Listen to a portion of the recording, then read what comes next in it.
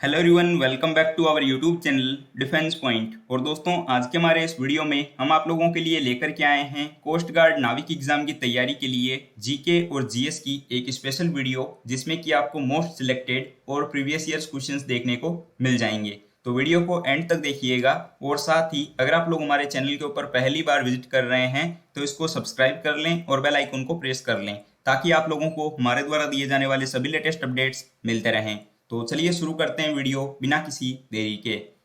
तो देखिए, पहला प्रश्न जो कि दिया हुआ है कि भारत के किस पड़ोसी देश में रुपए को जो है मुद्रा के रूप में प्रयोग नहीं किया जाता। तो दोस्तों, आपके नाविक एग्जाम के सिलेबस में एक टॉपिक देखने को मिलता है देश, राजधानियां और उनकी मुद्राएं।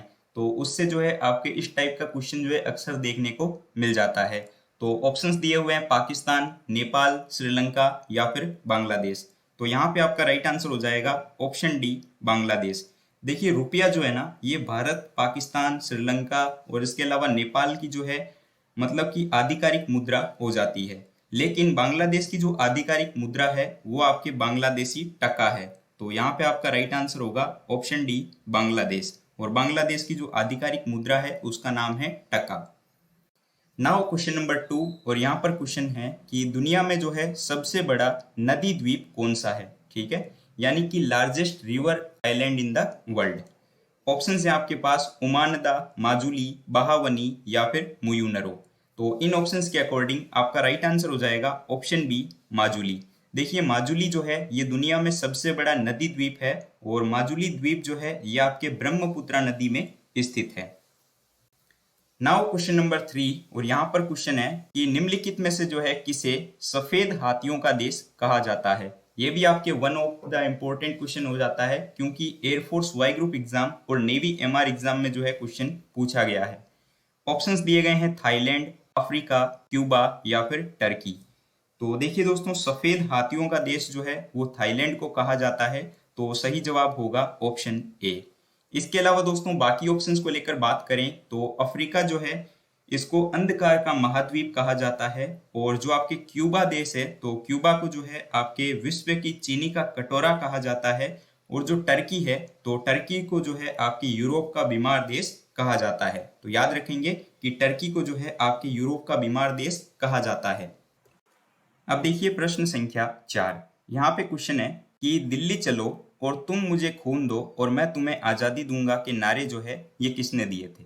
तो देखिए दोस्तों, नेवी एमआर और आपके नाविक डीबी के एग्जाम में जो है इस टाइप के क्वेश्चन अक्सर देखने को मिल जाते हैं, तो जिसमें कि महत्वपूर्ण नारों से रिलेटेड क्वेश्चन पूछे जाते हैं। तो यहाँ पर ऑप्शंस हैं सुभाष चंद्र बोस, मोहनदास करमचंद गांधी, जवाहरलाल नेहरू या फिर सरदार वल्लभ भाई पटेल। तो यहाँ पे आपका सही जवाब हो जाएगा ऑप्शन ए। देखिए, सुभाष चंद्र बोस, जिन्होंने जय हिंद, दिल्ली चलो और इसके अलावा जो है तुम मुझे खून दो और मैं तुम्हें आज़ादी दूंगा जैसे प्रसिद्ध नारे दिए थे। ठीक है। Now question number 5। और यहाँ पर देखिए, ये क्वेश्चन आपके one of the most important questions में से एक है, क्योंकि ये जो है आपके एफकेट और सीडीएस लेवल तक के एग्जाम में देखने को मिलता है। तो क्वेश्चन है यहाँ पर कि जालियांवाला बाग नरसंहार के विरोध में जो है किसने अंग्रेजों को अपनी नाइटहुड की उपाधि जो है वो लौटा दी थी। तो ऑप्शंस दिए हुए हैं मौलाना आजाद, गोपाल कृष्ण गोखले, महात्मा गांधी या फिर रविंद्रनाथ टैगोर। तो यहाँ पर दोस्तों आपका राइट आंसर होगा ऑप्शन डी, रविंद्रनाथ टैगोर। देखिए, जालियांवाला बाग नरसंहार के विरोध में जो है रविंद्रनाथ टैगोर ने अंग्रेजों द्वारा दी गई जो नाइटहुड की उपाधि थी उसको जो है वापस लौटा दिया था। ठीक है, तो ये काफी इंपॉर्टेंट क्वेश्चन है, तो ध्यान में रखेंगे। Now question number 6। और यहाँ पर क्वेश्चन है आपके पास कि निम्न में से कौन सी पुस्तक जो है वो नेताजी सुभाष चंद्र बोस के द्वारा लिखी गई है। तो ऑप्शंस हैं आपके पास poverty and un British rule in India, option B Anand Math, option C the Indian struggle या फिर ऑप्शन डी अनएफी इंडिया। तो राइट आंसर हो जाएगा ऑप्शन सी। देखिए, द इंडियन स्ट्रगल जो है ये एक आत्मकथा है जो कि आपके सुभाष चंद्र बोस के द्वारा लिखी गई है। ठीक है, बाकी आपके इंपॉर्टेंट बुक्स को लेकर बात करें जो कि आपको ऑप्शंस में दी गई है, तो इनमें देखिए poverty and un British rule in India जो पुस्तक है ये आपके दादा भाई नारोजी के द्वारा लिखी गई है, जिनको कि आपके grand old man of India के नाम से भी जाना जाता है। ठीक है, आनंद मठ भी जो है काफी फेमस पुस्तक है और ये जो है आपके बंकिम चंद्र चटर्जी के द्वारा लिखी गई है। और इसमें से जो है आपके नाविक एग्जाम में प्रीवियस ईयर में क्वेश्चन भी बना है, जैसा कि आप लोगों को याद ही होगा।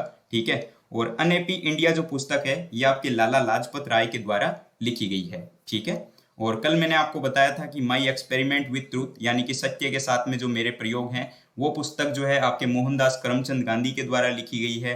ठीक है, और जो इंडिका पुस्तक है वो मेगास्थनीज के द्वारा लिखी गई है, और जो आपके अर्थशास्त्र है वो चाणक्य के द्वारा लिखी गई पुस्तक है। तो इनका भी दोस्तों आपको नाम याद रखना है। देखिए प्रश्न संख्या 7, यहाँ पे क्वेश्चन है कि जो धुआंधार जलप्रपात है ये इनमें से कौन सी नदी के ऊपर निर्मित है। ठीक है, ऑप्शंस हैं साबरमती, नर्मदा, ताप्ती या फिर माही। तो यहाँ पे आपका राइट आंसर हो जाएगा ऑप्शन बी, नर्मदा। देखिए धुआंधार जलप्रपात जो है ये नर्मदा नदी के ऊपर निर्मित है और ये जो है आपके जबलपुर में स्थित है। ठीक है, और इसकी अगर ऊंचाई को लेकर बात करें तो इसकी ऊंचाई जो है आपके 95 मीटर यानी कि 95 मीटर है। ठीक है, और नर्मदा नदी का अगर उद्गम को लेकर बात करें कि नर्मदा नदी का उद्गम कहाँ से होता है, तो दोस्तों विंध्याचल पर्वत श्रेणी के अमरकंटक से जो है आपके नर्मदा नदी का उद्गम होता है। नाउ क्वेश्चन नंबर 8, और यहाँ पर प्रश्न दिया हुआ है कि जो घाघरा और सोन है ना ये नदियां किसकी सहायक नदियां हैं। तो ऑप्शंस है चंबल, यमुना, गंगा या फिर ब्रह्मपुत्रा। तो यहाँ पे आपका राइट आंसर हो जाएगा ऑप्शन सी, गंगा। देखिए घाघरा और सोन नदी जो है ये गंगा नदी की प्रमुख सहायक नदियां हैं। ठीक है, और घाघरा जो है ये उत्तरी भारत में बहने वाली एक नदी है और ये जो है आपके दक्षिणी तिब्बत के ऊंचे पर्वतों यानी कि हिमालय से निकलती है, और इसका जो नाम वहां पर है वो कर्णाली नाम है। ठीक है, और सोन नदी का जो उद्गम है वो मेकाल पर्वत के अमरकंटक नामक पठारी से होता है। अब देखिए प्रश्न संख्या 9, यहाँ पर स्पोर्ट्स से रिलेटेड क्वेश्चंस देखने को मिलेंगे अब 3 से 4 आपको। और दोस्तों स्पोर्ट्स में से क्वेश्चन जो है अक्सर आपके नाविक एग्जाम में पूछे जाते हैं, तो ये काफी इंपॉर्टेंट टॉपिक हो जाता है। तो क्वेश्चन है कि निम्नलिखित में से किस खेल के साथ में जो है कॉक शब्द जुड़ा हुआ है। तो ऑप्शंस दिए हुए हैं लंबी कूद, नौका दौड़, घुड़दौड़ या फिर भाला फेंक। तो दोस्तों कॉक्स वर्ड जो है ये आपकी नौका दौड़ यानी कि बोट रेसिंग से जुड़ा हुआ है। ठीक है, तो राइट आंसर हो जाता है ऑप्शन बी। और दोस्तों नौका दौड़ जो है ना ये भारत के दक्षिण पश्चिमी राज्य केरल का जो है सबसे प्राचीन दौड़ है, और इसका जो आयोजन है ये आपके लगभग अगस्त सितंबर महीने में जो है ओणम पर्व के अवसर पर जो है किया जाता है, जैसा कि इसके बारे में ऑलरेडी मैंने आपको पहले भी बता रखा है। देखिएगा प्रश्न संख्या 10, और यहाँ पर क्वेश्चन है कि संयुक्त राज्य अमेरिका का राष्ट्रीय खेल कौन सा है। ऑप्शंस दिए हुए हैं रग्बी, बेसबॉल, टेबल टेनिस या फिर क्रिकेट। तो राइट आंसर हो जाएगा ऑप्शन बी। देखिए बेसबॉल जो है ये आपके संयुक्त राज्य अमेरिका का राष्ट्रीय खेल है। ठीक है, जबकि क्रिकेट जो है ये आपके ऑस्ट्रेलिया और इंग्लैंड का राष्ट्रीय खेल हो जाएगा। टेबल टेनिस जो है ये आपके चीन का राष्ट्रीय खेल है, और जो रग्बी है ये आपके न्यूजीलैंड और दक्षिण अफ्रीका का राष्ट्रीय खेल है। नाउ क्वेश्चन नंबर 11, और यहाँ पर क्वेश्चन है कि डर्बी ट्रॉफी जो है ये निम्नलिखित में से किस खेल से संबंधित है। ऑप्शंस हैं स्नूकर, शतरंज, घुड़दौड़ या फिर गोल्फ। तो राइट आंसर हो जाएगा ऑप्शन सी। देखिए घुड़दौड़ के साथ में जो है आपके डर्बी ट्रॉफी, ब्लू रिबैंड और ग्रैंड नेशनल कप जो है रिलेटेड हैं। ठीक है, नाउ क्वेश्चन नंबर 12, और यहाँ पर देखिए क्वेश्चन है कि फेडरेशन इंटरनेशनल दी फुटबॉल एसोसिएशन जिसको हम फीफा के नाम से जानते हैं, तो फीफा का जो हेडक्वार्टर है ये आपके कहाँ पर स्थित है। तो ऑप्शंस दिए हुए हैं पेरिस, मैड्रिड, ज्यूरिख या फिर जो है एम्स्टर्डम। तो फीफा का जो हेडक्वार्टर है ये आपके स्विट्जरलैंड के ज्यूरिख में स्थित है। ठीक है, तो राइट आंसर हो जाएगा ऑप्शन सी। देखिए दोस्तों स्टैटिक जीके और जीएस के ऑलरेडी 9 वीडियोस हमने आपको प्रोवाइड करवा दिए हैं, जिसमें कि हमने मोस्ट सिलेक्टेड और इम्पोर्टेंट क्वेश्चंस को कवर किए हैं। तो अगर आप लोगों ने अभी तक उन वीडियोस को नहीं देखा है तो उनकी भी लिंक आपको इसी वीडियो के नीचे डिस्क्रिप्शन बॉक्स में देखने को मिल जाएगी। इसके अलावा आप लोग जो है हमारी नाविक 01-2023 की जो प्लेलिस्ट है उनको भी चेक कर सकते हैं।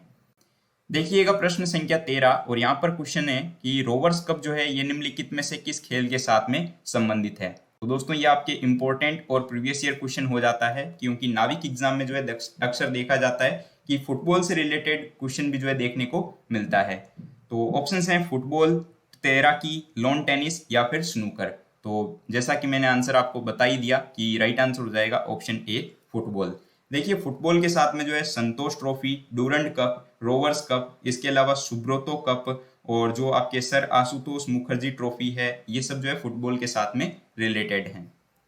अगला प्रश्न देखिए, तो यहाँ पर क्वेश्चन है कि बीसीसीआई यानी कि भारतीय क्रिकेट कंट्रोल बोर्ड का जो हेडक्वार्टर है ये इनमें से कौन से शहर में स्थित है? ऑप्शंस हैं बेंगलुरु, मुंबई, कोलकाता या फिर दिल्ली। तो दोस्तों मैं आपको बता दूं कि भारतीय क्रिकेट बोर्ड की जो स्थापना है ये आपके 1928 में हुई थी, ठीक है। और इसका जो हेडक्वार्टर है ये आपका मुंबई में स्थित है। तो राइट आंसर हो जाएगा ऑप्शन बी। अगला प्रश्न देखिए, जहां पे क्वेश्चन है कि ड्यूस, ये जो ड्यूस वर्ड है इसका उपयोग निम्नलिखित में से किस खेल में किया जाता है? ऑप्शंस है कबड्डी, फुटबॉल, क्रिकेट या फिर बैडमिंटन। तो ड्यूस जो वर्ड है ये आपके बैडमिंटन खेल के साथ में जुड़ा हुआ है। तो राइट आंसर हो जाएगा ऑप्शन डी। इसके अलावा दोस्तों बैडमिंटन से और भी आपके शब्दावलियां रिलेटेड होती है, यानी कि कुछ और वर्ड भी जुड़े हुए होते हैं, जिसमें कि आपके क्रॉस शॉट है और इसके अलावा जो आपके लो सर्विस है और जो आपका फ्लाइट हो जाता है, ये सब भी जो है आपके बैडमिंटन से ही रिलेटेड हैं। अगला प्रश्न देखिए, जिसमें कि क्वेश्चन है कि 1946 के कैबिनेट मिशन का जो नेतृत्व है वो किसके द्वारा किया गया था? तो ऑप्शंस दिए हुए हैं लॉर्ड लिथिंगो, option B Lord Mountbatten, option C sir Pethick Lawrence या फिर ऑप्शन डी सर माउंटफोर्ड। तो कैबिनेट मिशन जो है ये आपके 1946 में भारत आया था और इस मिशन का जो लक्ष्य है ये भारतीय नेतृत्व को जो है आपके सत्ता सौंपने की योजना पर जो है विचार विमर्श करना था, ठीक है। और इस मिशन का जो गठन है वो ब्रिटेन के जो तत्कालीन प्रधानमंत्री क्लीमेंट एटली थे उनकी पहल पर किया गया था, ठीक है। और आपके कैबिनेट मिशन में जो है सर जो Pethick Lawrence, sir Stafford Cripps और ए बी एलेक्जेंडर ये लोग थे, जिसमें कि आपके पैथिक लॉरेंस ने जो है आपके कैबिनेट मिशन का नेतृत्व किया था। तो यहाँ पे आपका राइट आंसर हो जाता है option C. Now question number 17, और यहाँ पर क्वेश्चन है कि 15 अगस्त 1947 को जब भारत आजाद हुआ या फिर जो है भारत को जब स्वतंत्रता प्राप्त हुई तो उस समय भारत का वाइसराय कौन था? ये आपके क्वेश्चन जो है आपके एयरफोर्स एग्जाम में, इसके अलावा नेवी एग्जाम में भी आया हुआ है, तो कोस्ट गार्ड में पूछा जा सकता है। तो ऑप्शन है Warren Hastings, Lord Mountbatten, Lord Wavell या फिर लॉर्ड किंग्सफोर्ड। तो यहाँ पे भी आपका राइट आंसर हो जाएगा ऑप्शन बी लॉर्ड माउंटबेटन। देखिए लॉर्ड माउंटबेटन जो है मार्च 1947 में भारत के वाइसराय बनकर के आए थे और ये जो है भारत के 34वें और अंतिम वाइसराय थे, ठीक है। और माउंटबेटन योजना के आधार पर जो है ब्रिटिश संसद ने आपके 18 जुलाई 1947 को जो है भारतीय स्वतंत्रता अधिनियम 1947 को पास किया था, ठीक है। और उसी के तहत जो है लॉर्ड माउंटबेटन अंतिम वाइसराय बनकर भारत आए थे। नाउ क्वेश्चन नंबर 18, और यहाँ पर क्वेश्चन है कि निम्नलिखित में से कौन सी घटना लॉर्ड डलहौजी के कार्यकाल में नहीं हुई थी? तो ऑप्शंस हैं पहली टेलीग्राफ लाइन की शुरुआत, ऑप्शन डी व्यक्तिगत के सिद्धांत की स्थापना, ऑप्शन सी विधवा पुनर्विवाह अधिनियम का पारित होना या ऑप्शन डी सहायक गठबंधन प्रणाली की स्थापना। तो ये क्वेश्चन दोस्तों अपने आप में खास हो जाता है। तो देखिए राइट आंसर हो जाएगा आपके ऑप्शन डी। देखिए लॉर्ड डलहौजी जिसका शासनकाल आपके 1848 से लेकर के आपके 1856 तक था, ठीक है। और दोस्तों इसमें जो है आपके पहली बार आपके मतलब कि डाक टिकट सेवा को शुरू किया गया था 1854 में, ठीक है। और इसके अलावा जो आपके व्यक्तिगत सिद्धांत था जिसके तहत आपके सतारा का विलय हुआ था, तो वो भी लॉर्ड डलहौजी के शासनकाल में ही हुआ था। और जो विधवा पुनर्विवाह अधिनियम था ये भी आपके डलहौजी के शासनकाल में ही हुआ था। सहायक संधि जो थी, ठीक है, वो आपके लॉर्ड वेलेस्ली ने की थी, ठीक है ना। तो इसीलिए जो है आपके राइट आंसर हो जाएगा ऑप्शन डी। अगला प्रश्न देखिएगा, जिसमें कि क्वेश्चन है कि भारतीय सिविल सेवा जो है किस गवर्नर जनरल या फिर जो है वायसराय के शासन के दौरान जो है आरंभ की गई थी?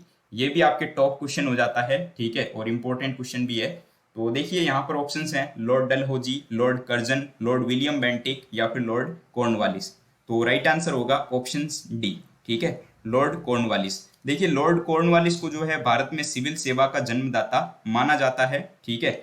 सबसे पहले ये जो परीक्षा होती थी ये आपके सिर्फ इंग्लैंड में होती थी, लेकिन ये जो परीक्षा है लॉर्ड कॉर्नवालिस के प्रयासों से जो है 1923 से जो है भारत में होने लगी थी, ठीक है। और आपको याद होगा कि जो आपके सत्येंद्रनाथ टैगोर हैं वो जो है आपके पहले आईसीएस ऑफिसर बने थे जो कि भारतीय थे, ठीक है। और दोस्तों इसके अलावा ये भी याद रखिएगा कि लॉर्ड कॉर्नवालिस को ही जो है भारतीय पुलिस सेवा का भी जन्मदाता कहा जाता है। तो ये क्वेश्चन भी आपको अलग से पूछा जा सकता है। देखिए प्रश्न संख्या 20 जो कि आज के इस वीडियो का लास्ट क्वेश्चन है, और यहाँ पर क्वेश्चन है कि भारत में जो है बजट व्यवस्था का आरंभ किस वायसराय के काल में हुआ था? ऑप्शंस हैं Lord Canning, Lord Dalhousie, Lord Ripon या फिर लॉर्ड एल्गिन। तो राइट आंसर हो जाएगा ऑप्शन ए कैनिंग। लॉर्ड कैनिंग जो कि भारत का अंतिम गवर्नर जनरल था, ठीक है, और इसी के शासनकाल में जो है आपके बजट व्यवस्था को जो है शुरू किया गया था, ठीक है। तो राइट आंसर हो जाता है ऑप्शन ए। अब दोस्तों एक क्वेश्चन आप लोगों के लिए है, जैसा कि हमारे हर वीडियो में रहता है, तो आपके लिए क्वेश्चन है कि लॉर्ड कर्जन जो है निम्नलिखित में से किस घटना से संबंधित है। तो काफी सिंपल सा और उतना ही इंपॉर्टेंट क्वेश्चन हो जाता है। तो आपके लिए ऑप्शंस हैं बंगाल विभाजन, डूरंड आयोग की स्थापना, भूटान युद्ध या फिर बजट प्रणाली की परीक्षे, ठीक है। तो इसमें से जो भी आपका सही आंसर है वो आप लोग इस वीडियो के नीचे कमेंट बॉक्स में कमेंट करके बताइएगा। आपको वीडियो कैसा लगा ये जरूर से बताइएगा। इसके अलावा वीडियो पसंद आया हो तो इसको लाइक कीजिएगा, चैनल पर नए हो तो सब्सक्राइब कीजिएगा और अपने दोस्तों के साथ में शेयर करना बिल्कुल भी मत भूलिएगा। दोस्तों हमारे टेलीग्राम ग्रुप को जरूर से ज्वाइन कर लीजिएगा, जिससे कि आप लोगों को सारी पीडीएफ मिलती रहेगी। इसके अलावा स्टडी मटेरियल मिल जाएगा और जो हमारे डेली क्विज होते हैं उनको भी आप लोग अटेंड कर पाओगे। तो मिलते हैं दोस्तों हमारे एक नए वीडियो के साथ में, तब तक के लिए जय Hind and thank you so much for watching this video.